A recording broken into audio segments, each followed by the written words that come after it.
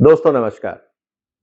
पहले वीडियो में आपने देखा कि मैंने चर्चा करी थी व्यापार से संबंधित और खासकर कृषि क्षेत्र के व्यापार से संबंधित। जब पूरी दुनिया की नजर भारत के बाजार पे है, ट्रंप साहब कहते हैं मुझे भारत में घुसना है, यूरोपियन यूनियन के प्रेसिडेंट आते हैं, वो कहते हैं आप हमारे साथ एफटीए साइन करिए क्योंकि हमें भारत का बाजार चाहिए। चाइना की निगाह भारत पे है, ईस्ट एशिया की पूरी निगाह जितने भी देश हैं, आपके थाईलैंड, मलेशिया, इंडोनेशिया, फिलीपींस, वो भारत की तरफ देख रहे हैं। दुनिया का हर देश, लैटिन अमेरिका भारत की तरफ देख रहा है, अफ्रीका भारत की तरफ देख रहा है, उनके पास जो चीजें हैं वो यहाँ एक्सपोर्ट करना चाहते हैं। कहने का मतलब क्या है दोस्तों? भारत का बाजार सबके लिए इंपॉर्टेंट है। करीब 145 करोड़ की आबादी, किसको अच्छी नहीं लगेगी एज ए मार्केट? उसको मैनेज करना, वहां पे रोजगार पैदा करना उनका टेंशन नहीं है।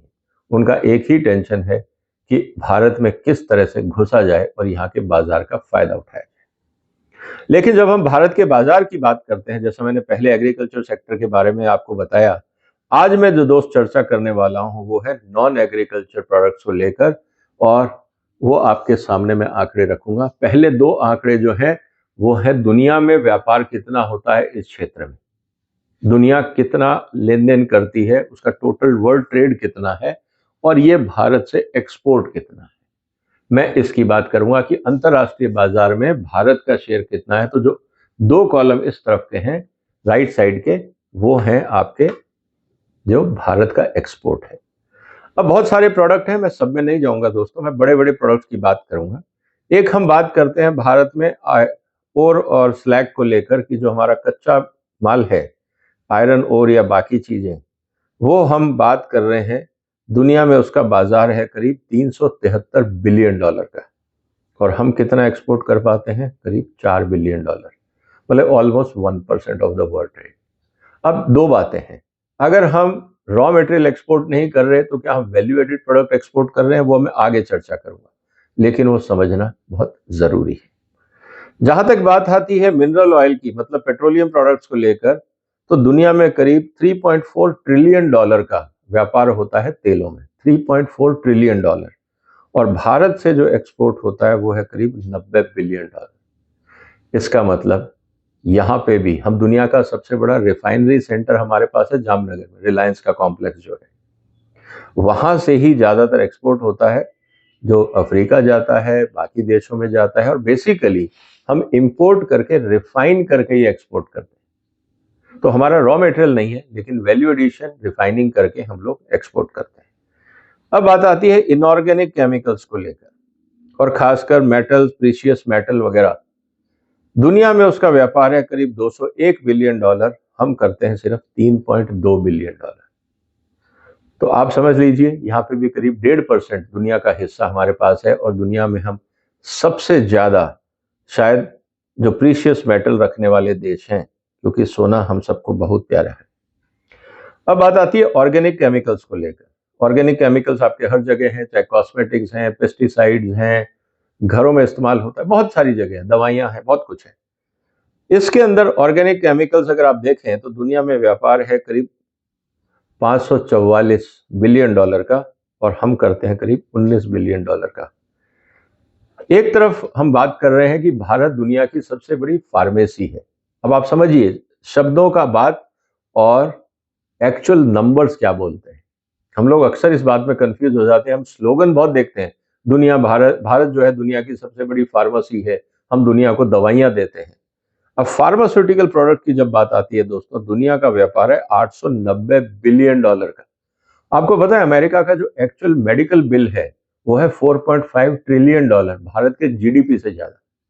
वहां के लोग जितना पैसा दवाइयों पे लगाते हैं, इलाज पे लगाते हैं, वो टोटल है $4.5 ट्रिलियन। मेरा एक वीडियो है, आप उसको देखिएगा कि अमेरिका इतना बीमार क्यों है। मैंने इस पर पूरा डिटेल्ड वीडियो बनाया, और वो मैं नहीं कह रहा हूं, ट्रंप साहब ने अपने एग्जीक्यूटिव ऑर्डर में लिखा है, जिसका मैंने एनालिसिस किया, आप उसको देखिएगा, मैं इसका लिंक डाल दूंगा। इंटरेस्टिंग बात क्या है, $890 बिलियन का वर्ल्ड मार्केट है, हमारा जो शेयर है वो मात्र $21 बिलियन का है, और हम बोलते हैं वर्ल्ड फार्मी है, वर्ल्ड की सबसे बड़ी फार्मेसी है। कहीं से लॉजिकल लगता है? कहीं यही कारण तो नहीं है कि हम अपने आप को इतना आगे बढ़ा देते हैं कि मेहनत करना छोड़ देते हैं, इनोवेशन हम नहीं करते, डेवलपमेंट नहीं करते। क्या ये उचित है? ये एक सोचने की बात है। अगले प्रोडक्ट पे चलते हैं दोस्तों। हम बात कर रहे हैं एसेंशियल ऑयल्स को लेकर। एसेंशियल ऑयल्स हमारे यहाँ बहुत सारे आयुर्वेदिक प्रोडक्ट्स हैं, फल फूल हैं, दुनिया भर की चीजें हैं। हम एसेंशियल ऑयल में कॉस्मेटिक्स, परफ्यूमरी के लिए जितने हमारे यहाँ एग्रो बायोडाइवर्सिटी है, हम बहुत कुछ कर सकते हैं। दुनिया का जो बाजार है वो 184 बिलियन डॉलर का है। हमारा जो शेयर है वो 2.8। तो आप ये समझ लीजिए यहाँ भी हम 1.5% है। यहाँ पे जो चाइना का शेयर है वो ऑलमोस्ट 40% है वर्ल्ड मार्केट का। जितने भी वो फ्लेवरिंग प्रोडक्ट्स हैं वो वहां से एक्सपोर्ट करते हैं in the form of extracts, चाहे आप उनको चाइनीज मेडिसिन के रूप में देखिए, बाकी फ्लेवरिंग्स के रूप में देखिए, परफ्यूमरी के रूप में देखिए, बहुत बड़ा बाजार है चाइना ने क्रिएट किया है। फिर हम बात करते हैं केमिकल्स की जो रोजमर्रा के आते हैं, जैसे हम बात करते हैं साबुन को लेकर, सोप वगैरह जो हमारे घरों में काम आता है, उसका बाजार है करीब 78 बिलियन डॉलर। हम 1 बिलियन डॉलर से भी कम एक्सपोर्ट कर रहे हैं। कारण हिंदुस्तान में भी जितना तेल साबुन बनाने वाली कंपनियां हैं वो सब मल्टीनेशनल है। यूनिलीवर है, कोलगेट पामोलिव है, बाकी कंपनियां हैं। हमारे यहाँ जो कंपनियां हैं, गोदरेज है या बाकी कंपनियां हैं, हम इस क्षेत्र में भी आगे नहीं बढ़ पाए। क्या ये बहुत ज्यादा रॉकेट साइंस का काम था? यहाँ पे क्या बहुत बड़ी इंजीनियरिंग की जरूरत थी कि हम हिंदुस्तान में तेल साबुन नहीं बना पाए जो हम दुनिया को दे सके? ये सोचने की बात है। या हमारी कॉस्ट ऑफ प्रोडक्शन बहुत ज्यादा है, हमारे यहाँ रॉ मटेरियल नहीं है, या हमने इनोवेट करना नहीं सीखा। पैकेजिंग पे बहुत बड़ा इनोवेशन हो सकता है, क्या हमने नहीं किया? सवाल ये उठाता है कि जो लो टेक प्रोडक्ट हैं, तेल साबुन जैसे, नहाने की चीजें, लुब्रिकेट्स, ये कोई बहुत बड़े हाईटेक प्रोडक्ट्स नहीं है दोस्तों। हम वहां पे भी अपनी घुसपैठ नहीं कर पा रहे हैं, इतना बड़ा कंट्री होते हुए। तो कहीं ना कहीं ये हमें चिंता की बात बताता है। इसके अलावा जो इंपॉर्टेंट चीजें हैं, एक और जो आइटम है जो आज की तारीख में फार्मा प्रोडक्ट्स को लेकर काफी, जिसको हम कह सकते हैं कि इंपॉर्टेंट है, वो है एल्ब्यूमिनॉइड्स, स्टार्चेस, ग्लूज, एंजाइम्स। हमारे पास बहुत बड़ा रॉ मटेरियल बेस है, agro as well as livestock. हम बहुत कुछ इसमें से निकाल सकते हैं। दुनिया का मार्केट है 42 बिलियन डॉलर, हम आधा बिलियन भी नहीं है। इसका मतलब अपॉर्चुनिटी तो है। हमने R&D नहीं की, हमारी यूनिवर्सिटीज में, हमारी MSME ने इस सेक्टर को देखा ही नहीं, क्योंकि यहाँ पे आपको टेक्निकल मैन पावर चाहिए। हमारे पास जो स्किल्स हैं वो इस क्षेत्र के लिए नहीं है। कितनी यूनिवर्सिटीज हैं जहाँ पे स्टार्च मैन्युफैक्चरिंग सिखाया जाता है? कितनी यूनिवर्सिटीज हैं जहाँ पे हम ग्लूज और एंजाइम्स पे काम करते हैं? हमारे यहाँ लोग MSc PhD करते हैं, लेकिन वो फाइलों तक रह जाता है, कागजों तक रह जाता है, आउटपुट नहीं निकलता। तो ये हमें सोचना होगा।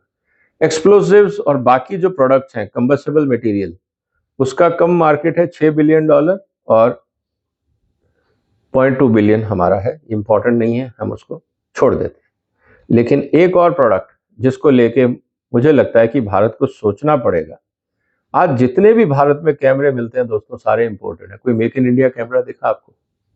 फोटोग्राफी मेरा शौक है, लेकिन मेरे को आज तक कोई मेक इन इंडिया कैमरा नहीं दिखा। और अगर दिख भी जाता है तो क्या आप उस पर क्वालिटी में भरोसा कर पाएंगे? फोटोग्राफिक कैमरा अगर देखें तो 14 बिलियन डॉलर का मार्केट है और हमारे यहाँ 14 मिलियन का एक्सपोर्ट है, और वो भी शायद री एक्सपोर्ट है। हम लाते हैं और आसपास के देशों में एक्सपोर्ट कर देते हैं।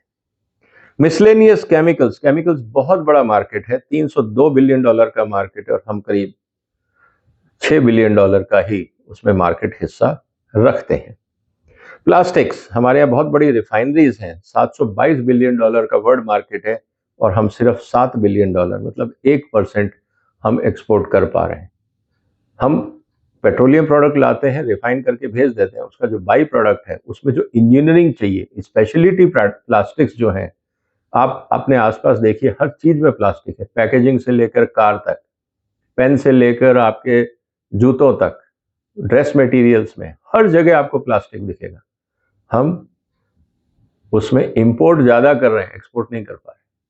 फिर बात आती है वही टेक्नोलॉजी की, प्रोडक्ट डेवलपमेंट की, इनोवेशन की, हम वो नहीं कर पा रहे हैं। रबर की अगर हम बात करें, अगला जो इंपॉर्टेंट सेक्टर है, 223 बिलियन डॉलर का रबर है, हम 4 बिलियन डॉलर का एक्सपोर्ट करते हैं। हाइड्स की मैं बात इसलिए नहीं करूंगा क्योंकि ज्यादातर लोगों को एतराज होगा कि साहब हम पशु मारना नहीं चाहते, आप क्यों इसकी बातें करते हैं, तो टाइमिंग में उसको छोड़ देता हूं। लेदर प्रोडक्ट्स, $93 बिलियन का मार्केट है, हम $2 बिलियन एक्सपोर्ट करते हैं। हम यहाँ पे बात कर रहे हैं लकड़ी की, जिसमें हम कारीगरी की बात करते हैं, would and articles of would. दोस्तों बाजार है करीब $156 बिलियन का, और हम कितना कर रहे हैं? 0.6। जो हमारे यहाँ पे आर्ट है, कलाकारी है, हर राज्य के अंदर आर्ट है, लकड़ी पे कार्विंग होती है, क्या हम उसको सिस्टमेटिक वे में वर्ल्ड मार्केट में नहीं उतार सकते? क्योंकि जो वैरायटी हम दे सकते हैं वो शायद बाकी देश नहीं दे सकते। थोड़े बहुत बुद्धिस्ट देश हैं, आप थाईलैंड चले जाइए, इंडोनेशिया चले जाइए, चाइना चले जाइए, वहां पे वुड पे कार्विंग होता है। अब तो वहां कार्विंग सारा सीएनसी मशीन से हो रहा है, लेबर की भी जरूरत नहीं। हमारे यहाँ अभी भी हम लेबर से काम करवाते हैं, जितना वो एक दिन में 10 पीस बना लेंगे सीएनसी मशीनों के माध्यम से, हम शायद 10 दिन में एक नहीं बना पाएंगे। तो क्या हमें इस पूरी टेक्नोलॉजी को, इस डायमेंशंस को नहीं समझना चाहिए कि हम वर्ल्ड मार्केट के अंदर अगर कॉम्पीट करना है तो वही कार्विंग, वही चीज, अभी आप कहेंगे कि साहब हस्तकला उद्योग है, खत्म हो जाएगा, लेकिन आप करोगे क्या? सीएनसी मशीन दिन में आपको 20 पीस बना के दे देगी, आप एक बनाने में अगर 20 दिन लगाओगे तो कॉस्टिंग कैसे आएगी? अगर आपको हैंडमेड बनाना है तो फिर आपको ब्रांडिंग उस हिसाब से करनी होगी, उसको एक प्रीमियम कैटेगरी में रखना होगा, उसकी मार्केटिंग प्लान बनाना होगा, उस तरह का एलीट कस्टमर आपको पहुंचे उसका सोचना होगा। तो मुझे लगता है दोस्तों उसके बारे में भी हमें बहुत आगे तक सोचना पड़ेगा। इसी तरह से पल्प एंड पेपर, अब हम पेड़ काटने को मना करते हैं, लेकिन दुनिया में $62 बिलियन का मार्केट है, हम 8 मिलियन की बात कर रहे हैं, इग्नोर कर देते हैं उसको। पेपर $190 बिलियन, हम $2.5 बिलियन। प्रिंटेड बुक्स $37 बिलियन, हम आधा बिलियन डॉलर पे बैठे हैं। भारत के सिल्क को लेके हम बहुत बातें करते हैं, तो भारत का सिल्क अच्छा है, हम मान लेते हैं इस बात को, लेकिन साथ ही साथ हमें यह भी समझना होगा कि जब हम सिल्क की बात कर रहे हैं तो दुनिया में मार्केट कोई बहुत बड़ा नहीं है सिल्क का, लेकिन जब हम सिल्क की बात कर रहे हैं तो चाइना का एक बहुत बड़ा रोल आता है इस सिल्क के बाजार में उतरने में, और वो बहुत ही बढ़िया सिल्क बनाते हैं। चाइनीज सिल्क अगर आप देखें, थाई सिल्क देखें, तो बहुत बड़ा बाजार नहीं है 1.6, क्योंकि सिंथेटिक बहुत आ गया है। सिल्क जिसको आप बोलते हैं, सिल्क से मिलता जुलता सिंथेटिक फाइबर आ गया है, जिसके कारण जो नेचुरल सिल्क है उसमें प्रॉब्लम आ रही है। लेकिन फिर वही बात आती है ब्रांडिंग की और क्वालिटी की, हम उसको कैसे करें। कॉटन एक क्षेत्र है जहां करीब $45 बिलियन का बाजार है, और उस $45 बिलियन के बाजार के अंदर हमारा ये शेयर करीब अच्छा है। अगर हम देखें तो करीब हम यहाँ पे 10, 12, 15% के आसपास हिस्सेदारी रखते हैं। और जिस तरह से अभी बांग्लादेश में टर्मोइल है, वो बहुत बड़ा एक सिल्क एक्सपोर्ट मार्केट था, क्या हम वहां से जो डिस्टरबेंस आया उसका फायदा उठा के हमारा व्यापार कॉटन और कॉटन प्रोडक्ट्स में, फैब्रिक में बढ़ा सकते हैं? ये भी एक सोचने की बात है। इसके अलावा ये भी शायद वीडियो बहुत लंबा हो जाएगा, मैं एक एक सेक्टर तक आपके लिए बात लेके आ रहा हूँ। मैन मेड फाइबर की हम बात कर रहे हैं, लेकिन जो बड़ा सेक्टर है कारपेट को लेकर, हम देखते हैं $15 बिलियन का वर्ल्ड मार्केट है, जिसमें 1.8 हम करीब 10-12% की हिस्सेदारी रखते हैं। ये अच्छी बात है, लेकिन एक वार्निंग है यहाँ। जिस तरह से अगेन ऑटोमेशन हो रहा है, डिजाइन्स आ रहे हैं, तो कॉस्ट ऑफ प्रोडक्शन, नया मटेरियल आ रहा है कारपेट में, नए डिजाइन्स आ रहे हैं, वो सब मशीनों के द्वारा है। क्या हमारा हथकरघा उद्योग टिक पाएगा? इसीलिए कारपेट्स को मॉडर्नाइज करने के लिए मुझे लगता है भारत सरकार को एक मिशन मोड पे काम करना चाहिए, नहीं तो हम ये मार्केट भी खो देंगे। अपैरेल्स की हम बात करते हैं कि हमारे यहाँ सिलाई उद्योग, कपड़ा उद्योग, जो रेडीमेड गारमेंट्स का उद्योग है, बहुत बड़ा है, $231 बिलियन का वर्ल्ड मार्केट है, हम सिर्फ $6.6 बिलियन की बात कर रहे हैं। अगेन अपॉर्चुनिटी है, लेकिन हम शायद एनकैश नहीं कर पा रहे। और ये जो हमने देखा अभी यहाँ पे, ये इंपॉर्टेंट चीज क्या थी? इंपॉर्टेंट चीज ये थी कि अगर हम इसको और आगे देखें, यहाँ पे 231 और 215 करीब $450 बिलियन का अपैरेल और क्लोथिंग एक्सेसरीज का मार्केट है। मेड अप टेक्सटाइल अगर हम उसके साथ जोड़ दें तो और जोड़ दीजिए, करीब $425 बिलियन का मार्केट है, और उसमें हमारे पास जो मार्केट शेयर है वो करीब $20 बिलियन है। मतलब बहुत बड़ा स्कोप अभी बाकी है, और हम वहाँ कर सकते हैं, क्योंकि ये जो परसेंटेज शेयर है बाकी क्षेत्रों से अच्छा है। इसी तरह से फुटवेयर हमारे यहाँ बहुत सारे ट्रेडिशनल जूते हैं, लेकिन उनका जो मटेरियल है वो सूट नहीं करता। वेदर के हिसाब से, कंडीशन के हिसाब से हमें मटेरियल चेंज करना होगा, हमने वो नहीं किया। लेकिन $160 बिलियन का बाजार है, हम उसको कैपिटलाइज नहीं कर पा रहे हैं। तो $160 बिलियन की अगर हम बात कर रहे हैं यहाँ पे, तो ये चीज़ हमें समझनी होगी। और इसी तरह से जब हम बात कर रहे हैं तो उसमें हमारा $2.5 बिलियन का हिस्सेदारी है। आगे चलते हैं, एक और सेक्टर जिसमें काफी उम्मीद है, जो हमारे सेक्टर कंपैरेटिवली बाकियों से अच्छा कर रहा है, वो है सेरेमिक का। जब हम सेरेमिक की बात करते हैं तो करीब वर्ल्ड मार्केट $55 बिलियन का, और हम $3 बिलियन के आसपास हैं। यह बढ़ाया जा सकता है। हम पर्ल्स की बात करते हैं, सेमी प्रीशियस स्टोन वगैरह वगैरह, इनकी बहुत बात करते हैं। $950 बिलियन का बाजार है, लेकिन हमारा शेयर है $33 बिलियन। हम लोग डायमंड की बात करते हैं, सेमी प्रीशियस मटेरियल स्टोन्स की बात करते हैं, बाकी मटेरियल जो प्रीशियस आइटम्स हैं उनकी बात करते हैं, लेकिन हम मार्केट शेयर नहीं बढ़ा पा रहे। कहीं ना कहीं वो चैलेंज हमारे सामने है। अब बात हो रही है जिस पे ट्रंप साहब ने भी ड्यूटी लगाई, और वो थे steel material, copper, metal, aluminium, lead, zinc. अगर आप देखें तो ये बहुत बड़ा बाजार है। अगर हम मेटल्स की बात करें तो हम क्या कर रहे हैं, एल्यूमिनियम में $7 billion, iron and steel products में $9 बिलियन, कॉपर में $2 बिलियन। अब इन दो प्रोडक्ट्स पे ट्रंप साहब ने कहा कि मैं ड्यूटी बढ़ाऊंगा, क्योंकि अमेरिका जा रहे हैं, उनका नुकसान हो रहा है। $370 बिलियन का मार्केट है, उसमें हमारा शेयर सिर्फ 10 बिलियन के आसपास है। यहाँ पे कॉपर में 215 बिलियन का है, हमारा 2.2 है। यहाँ पे 235 के आसपास है, हमारा $7 बिलियन है एल्यूमिनियम में। इतना कम शेयर है हमारा, उसके बाद भी ट्रंप साहब को परेशानी है कि ये हमारी मार्केट को डिस्टर्ब कर रहा है। इसके अलावा जब आगे हम चलते हैं तो बहुत सारे प्रोडक्ट्स हैं, बॉयलर्स के हैं, टूल कटलरी है, स्पून है। अब देखिए, चम्मच और कटलरी की बात आती है, फिर वही बात आ जाती है R&D को लेकर। हम बात कर रहे हैं cutlery, tools, fork, base material, करीब $70 बिलियन का मार्केट, हम 1 बिलियन कर रहे हैं। तो क्या हम चम्मच और फोर्क भी नहीं बना पा रहे हैं? हमारे यहाँ इतना सारा आर्ट है। हम अगर उसमें फोर्क और स्पून में अगर हम डिजाइनिंग पे ध्यान दें, क्वालिटी पे ध्यान दें, हमारे यहाँ इतने सारे, हम उसके अंदर वैल्यू एडिशन कर सकते हैं बाय आर्टिस्टिक मेथड्स, हम नहीं कर पा रहे, क्योंकि हम लोग अभी भी स्टैंपिंग तक ही रह जाते हैं। हम उसमें कार्विंग नहीं करते, हम उसमें डिजाइनिंग नहीं करते। कहीं ना कहीं हम चूक रहे हैं, और इसका नुकसान बाजार में हो रहा है। उसके अलावा अगर आप देखें तो जैसा मैंने पहले कहा कि हम व्हीकल्स की बात कर रहे हैं कि भाई इंडिया से आप एक्सपोर्ट करेंगे, तो हम एक्सपोर्ट क्या कर रहे हैं, 1.9, करीब $2 ट्रिलियन का मार्केट है ट्रांसपोर्ट व्हीकल्स का, कारों का। हम कर रहे हैं $20 बिलियन। अब ट्रंप साहब कहते हैं भारत बाजार खोले। हम भारत में जो कस्टम ड्यूटी लगाते हैं 100% तक व्हीकल्स में, अगर हमने उसको खोल दिया तो हमारे यहाँ से एक्सपोर्ट कौन करेगा, जबकि इंपोर्ट आना शुरू हो जाएगा। बहुत कुछ बदलेगा, इस बात को हमें समझना होगा। ऑप्टिकल आइटम्स, जैसा मैंने कहा कि फोटोग्राफी, सिनेमाटोग्राफी, ये सब चीज़ें इंपॉर्टेंट हैं। ये करीब $700 बिलियन का मार्केट है कैमराज और ऑप्टिकल आइटम्स का। हम सिर्फ $5 बिलियन एक्सपोर्ट कर रहे हैं, वो भी शायद री एक्सपोर्ट हो रहा है। हम पार्ट्स लाते होंगे, कुछ असेंबल करके हम एक्सपोर्ट करते हैं। हमारे यहाँ बहुत बड़ा घड़ी उद्योग है, जिसको हम बोलते हैं कि गुजरात में एक बहुत बड़ा घड़ी उद्योग है। हम क्या कर रहे हैं, $91 मिलियन का एक्सपोर्ट कर रहे हैं, जबकि बाजार है $60 बिलियन का। तो कहीं ना कहीं दोस्तों, मेरा कहने का मतलब बहुत सिंपल है कि हम लोगों को कुछ ना कुछ तो करना होगा, जागना तो होगा, नहीं तो मुश्किल हो जाएगी। फर्नीचर, बेडिंग मटेरियल, कुशंस, अब ये भी लो एंड वर्क है, लेकिन हम उसको भी नहीं कर पा रहे। वहां पे भी हमारे को चैलेंजेस आ रहे हैं। तो मेरा तो निवेदन यही है कि देखिए, यहाँ पे भी जब मैं बात कर रहा हूँ बेडिंग मटेरियल को लेकर,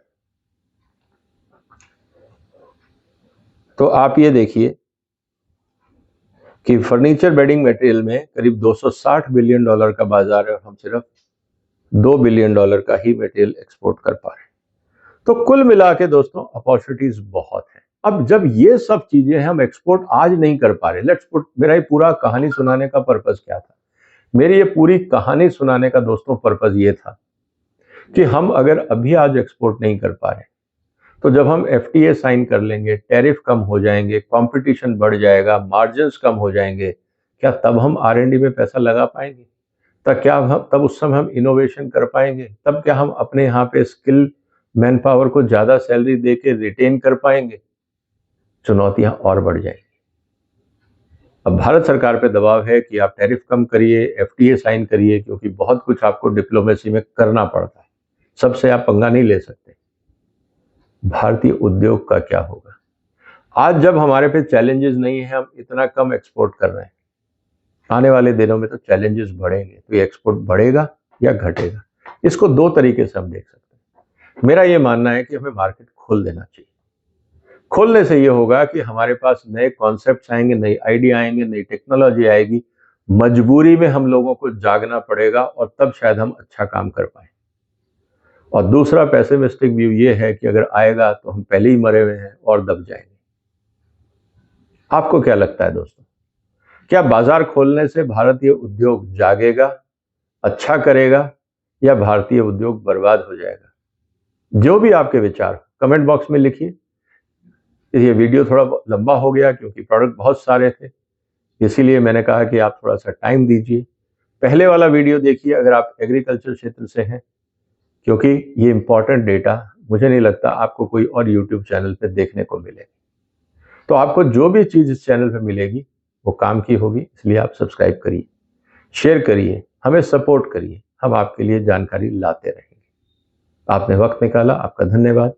फिलहाल वंदे मातरम।